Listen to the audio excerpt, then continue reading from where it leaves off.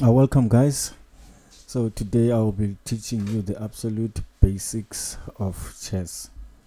So after this video, you'll be able to set up the board and will be able to play the game. So let's get into it. So the chessboard actually is this checkerboard here.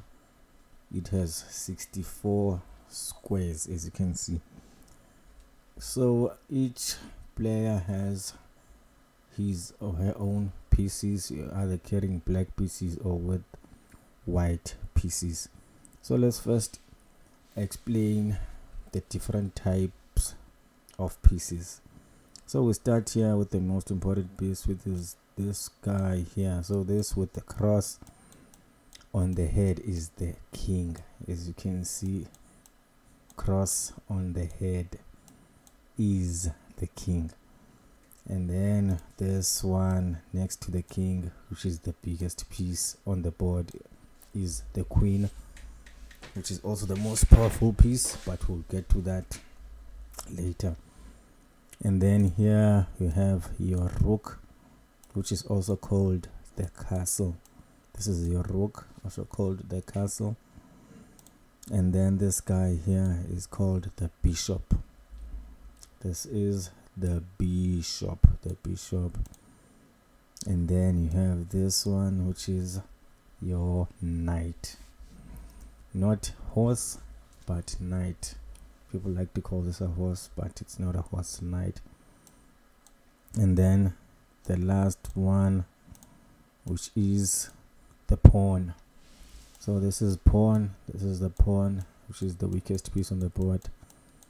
Not that type of pawn, that adult pawn, but the pawn, which is a piece. So how these pieces are placed? Well, let's start with the queen. So the queen here is right here on this D white square. So the reason why I'm starting with the queen is for you guys to be able to not forget this type of setup. The queen is always on the color that is in. Does that make sense? Its own color, that's what I'm supposed to mean. So the queen will always be on the light square, the white queen on the white square. So you never find something like this. You just know that you've mismatched your board. So the queen will be here on the white square, white queen, white square each and every time.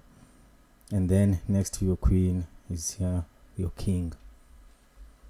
And then you have your castles on the edges, your castles or your rook on the edges. So this side of the board, starting from this side, from your queen, this side, you can see this is the queen side of the board, just because the queen is this side and she has her own pieces here. And then the king, like this way. This is the king side of the board, because the king has his own pieces also. And then from there we have your bishop, which is there, and then the queen has her bishop also, and then the knights. So that's how you set up the last part of the back part. And then right here we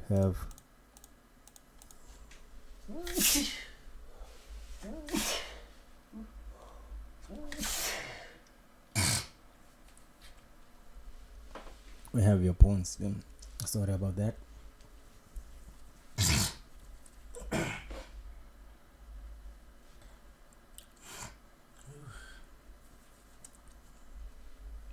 And there we have your pawns. So the same applies type of setup when it comes to the black side also.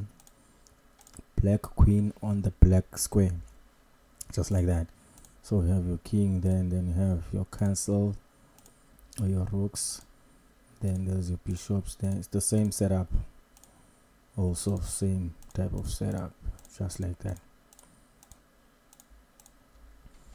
This is the main setup of a chessboard, and that's how you set it up, as you can see here, which is already been setup is basically the same type of thing that we have done there.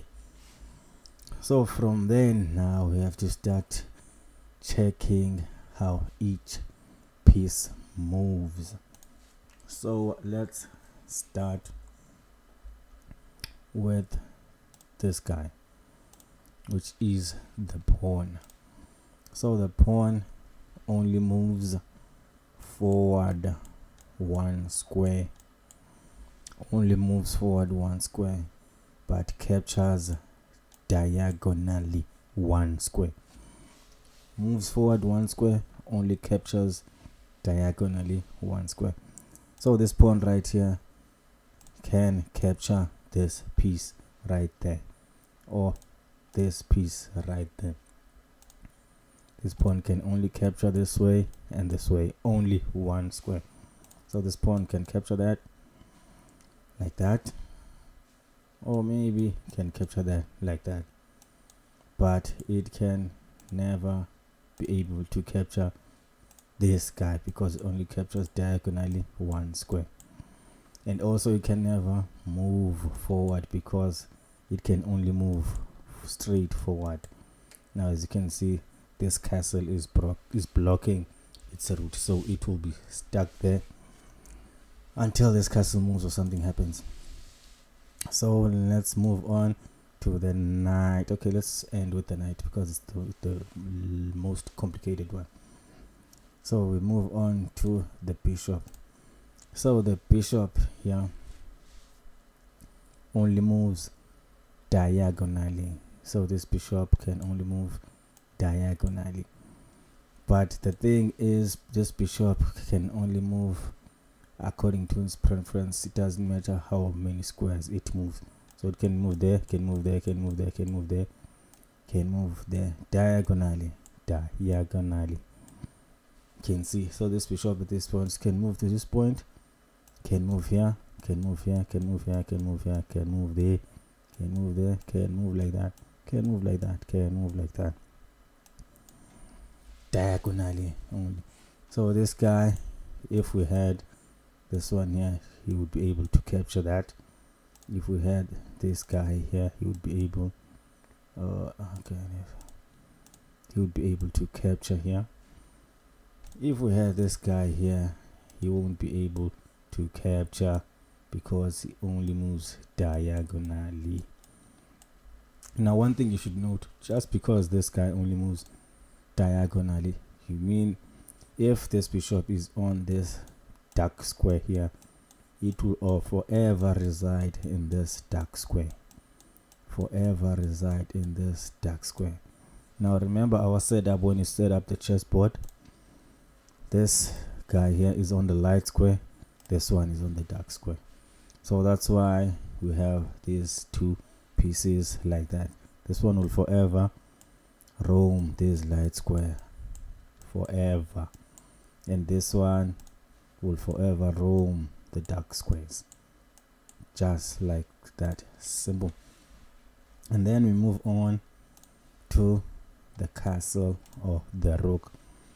This guy moves only horizontally and vertically. It doesn't matter the amount of squares, it depends on him, his choice. So you can move there, can move there, can move there, can move there, can move like that, can move like that. The only thing you should note, it only moves horizontally or vertically or horizontally, or only moves straight. That's how we put it. Only moves straight. So this guy can capture someone there, as simple as that. Pa. Can capture someone there, as simple as that. Pa. But it can never do anything to someone here, even just in front of him, because it can only move horizontally or vertically. Doesn't have anywhere else to move. So we move on right now to the queen. So the queen here, the queen is actually a combination of the rook here and the bishop here. These two, the combination of this which you find the queen. So what that means, it means that the queen can move straight, vertically, and horizontally, and it can also move diagonally. So that's why you can see that the queen is the strongest piece on the chessboard. Also, it can move however it desires. Doesn't matter how many squares. So from here it can move to there, then can move to there, then can move to there, then can move to there. Doesn't matter the amount of squares, any direction it wants to move, horizontally and vertically and diagonally. Doesn't matter the amount of squares it wants to move. That's the queen. And then we have the king. Now the king is almost the same as the queen, can move in any direction also, but it can only move one square. It can only move one square in any direction. So that's its weakness, because it can only move one square, and its strength because it can move in any direction.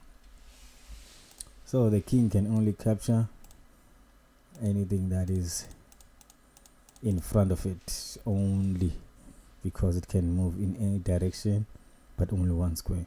Anything that's a bit far, it can't do anything. That's its weakness. So now let's move on to the last one, which is the knight, which one is a bit more complicated. So the knight only moves in an L shape. L shape. That's called an L shape, something like that. The L shape, or 7. This is the 7, or the L, something like that. So from here the knight can move to that square. From here the knight can move to there. That's your L. From 1, 2, then turn, and then 1, 2, then turn, something like that. 1, 2, and turn. Also 1, 2, and turn. 1, 2, and turn.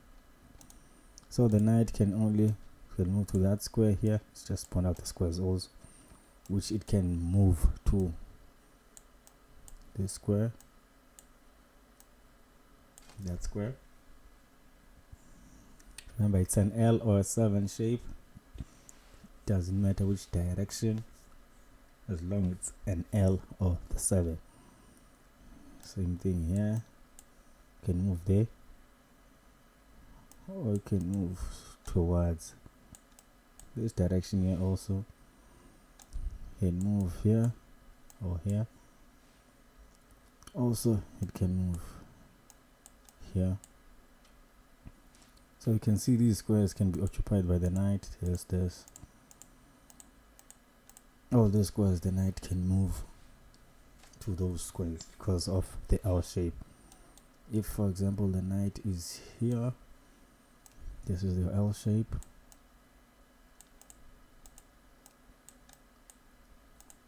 Okay, let's just get rid of that. It's your L shape. Oh, here, that's your L shape also. That's your L shape again. That's your L shape once more. That's your L shape again. Nothing here. Then like this, that's your L shape again.